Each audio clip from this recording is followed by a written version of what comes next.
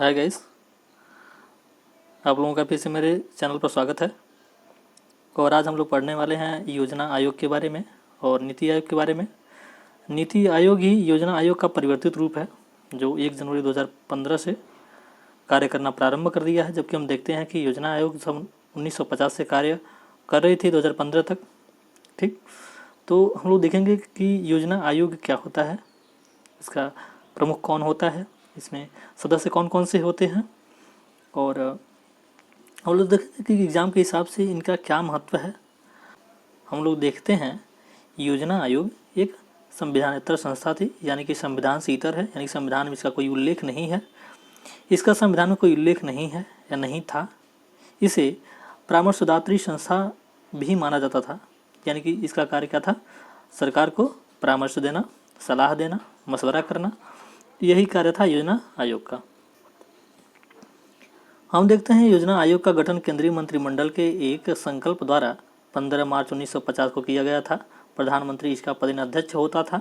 योजना आयोग के प्रथम उपाध्यक्ष गुलजारी लाल नंदा थे। इसका प्रमुख कार्य केंद्र की पंचवर्षीय योजना का निर्माण करना था।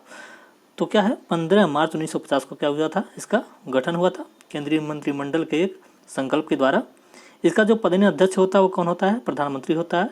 तो इसके अनुसार हम देखते हैं कि प्रथम प्रधानमंत्री कौन थे, तो पंडित जवाहरलाल नेहरू।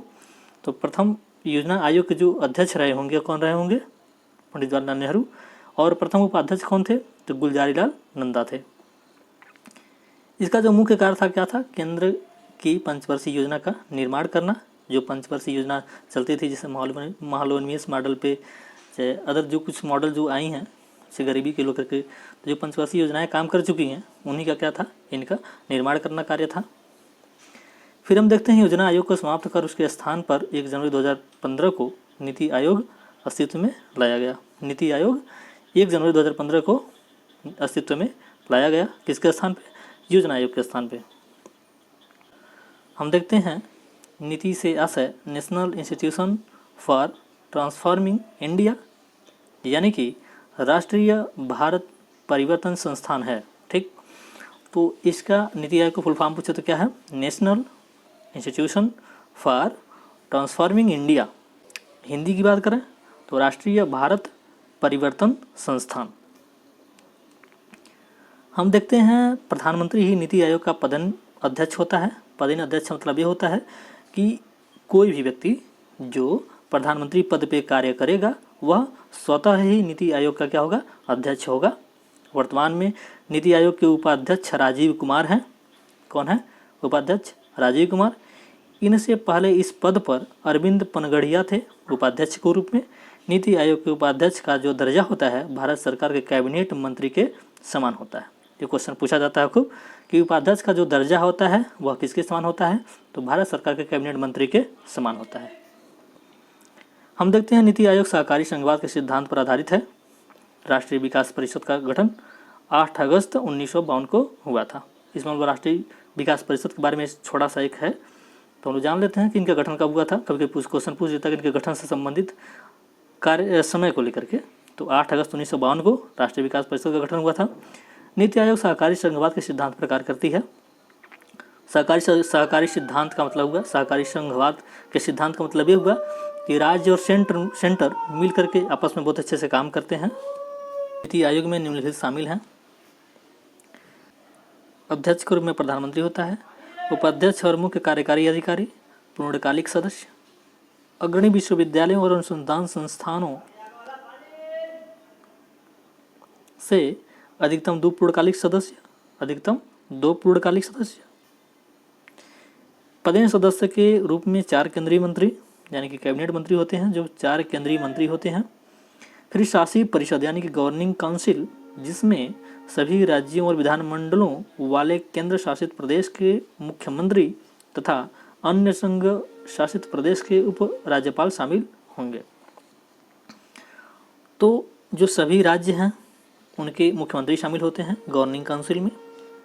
और साथ साथ जिनके पास विधानमंडल है, ऐसे केंद्र शासित प्रदेश जैसे पुडुचेरी है, जम्मू कश्मीर है, दिल्ली है, इनके मुख्यमंत्री शामिल होते हैं। साथ साथ अन्य संघ शासित प्रदेश के उपराज्यपाल, जैसे लद्दाख के उपराज्यपाल, हमारे लक्षद्वीप के उपराज्यपाल, अंडमान निकोबार के, चंडीगढ़ के, तो इनके उपराज्यपाल क्या होते हैं, शामिल होते हैं।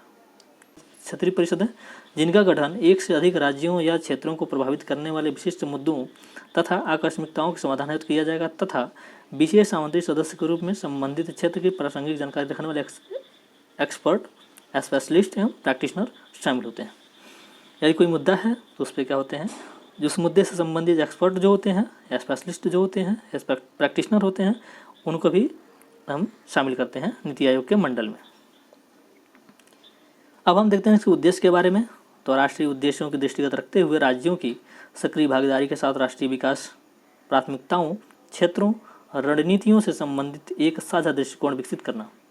इसका मतलब है राष्ट्रीय उद्देश्य को दृष्टिगत रखते हुए, यानी कि राष्ट्रीय उद्देश्य को ध्यान में रखना है, उसको रखते हुए राज्यों की सक्रिय भागीदारी, यानी कि नीति आयोग में उनकी सक्रिय भागीदारी होनी चाहिए, के साथ ही राष्ट्रीय विकास प्राथमिकताओं, यानी कि राष्ट्रीय विकास में जो प्राथमिकता होनी चाहिए जिन चीज़ों को लेकर के राष्ट्रीय विकास से संबंधित ऐसे क्षेत्रों में रणनीतियों से संबंधित एक साझा दृष्टिकोण विकसित करना होना चाहिए, ठीक ना।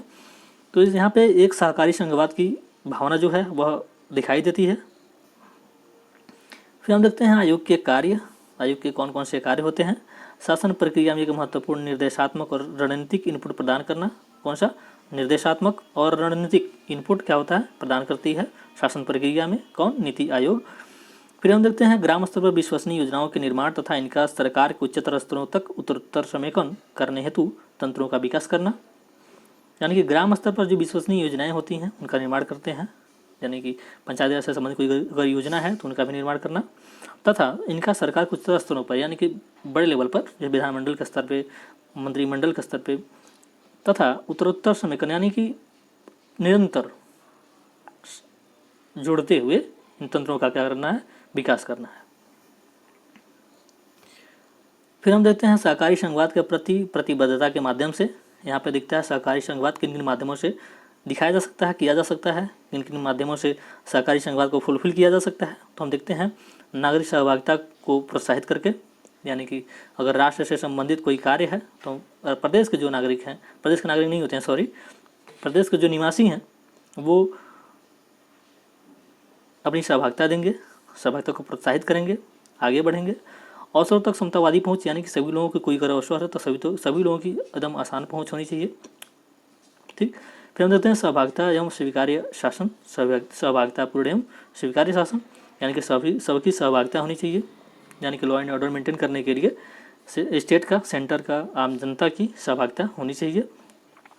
फिर हम देखते हैं प्रौद्योगिकी के प्रयोग को बढ़ावा देना, यानी कि जो टेक्नोलॉजीज़ हैं उनके प्रयोग को क्या करना है, बढ़ावा देना है, ताकि हम लोग जल्द से जल्द हम लोग वैश्विक दुनिया से अपने को खुद को कोरिलेट कर सकें। अब यहीं पे वीडियो हो गया समाप्त। तो अगर आपको वीडियो अच्छा लगता है तो वीडियो को लाइक कीजिए, ठीक, शेयर कीजिए, सब्सक्राइब कीजिए।